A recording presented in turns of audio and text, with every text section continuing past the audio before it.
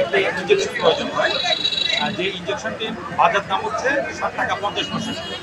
তো সেই ইনজেকশনটি আজকে এই যে ফার্মেসি, এই ফার্মেসিটি তাদের কাছ থেকে 350 টাকা দাবি করছে। জাতীয় ভোক্তা অধিকার সংরক্ষণের জন্য পরিচালনা করেছি।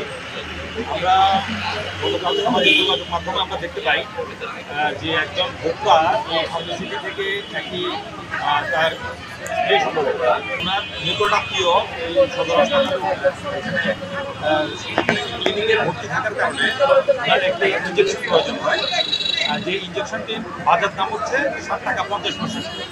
তো সেই ইনজেকশনটি আজকে এই যে ফার্মেসি, এই ফার্মেসিটি তাদের কাছ থেকে 350 টাকা দাবি করছে, 700 টাকা দাবি করেন এবং এই বিক্রয়ের বিপরীতে ফার্মেসির নিকট হতে ভাউচার চাইলে ফার্মেসির কোনো ভাউচার প্রদান তারা করতে অপরাধতা প্রকাশ করে। আজকে আমরা এখানে অভিযান পরিচালনা করি। আমরা দেখতে পাই যে এখানে সংশ্লিষ্ট অভিযোগতার যে বিষয়টি ঘটেছে গতকালকে সেটি সত্যতা রয়েছে এবং এই প্রতিষ্ঠানটি যে 750 টাকা দামের যে ইনজেকশনটি সেটি তারা 350 টাকা করে রুগীদের নিকট বিক্রি করছে। কোন অবস্থায় যে কোনো রুগী যদি কোনো বিশেষত রাত, তখন রাত হচ্ছে 11:30 থেকে 12টা, অর্থাৎ গভীর রাতে যখন বন্ধ থাকে এবং কারো ইমার্জেন্সি কোনো ওষুধের প্রয়োজন পড়ে এবং সেই ওষুধটি যদি পার্শ্ববর্তী অন্য কোনো ফার্মেসিতে না থাকে, তাহলে এই সংকটের সুযোগ নিয়ে তারা এই ওষুধটি 7.5 টাকা দামের একটি ওষুধ তারা 300 টাকা দামের রোগীদের নিকট বিক্রয় করছিল।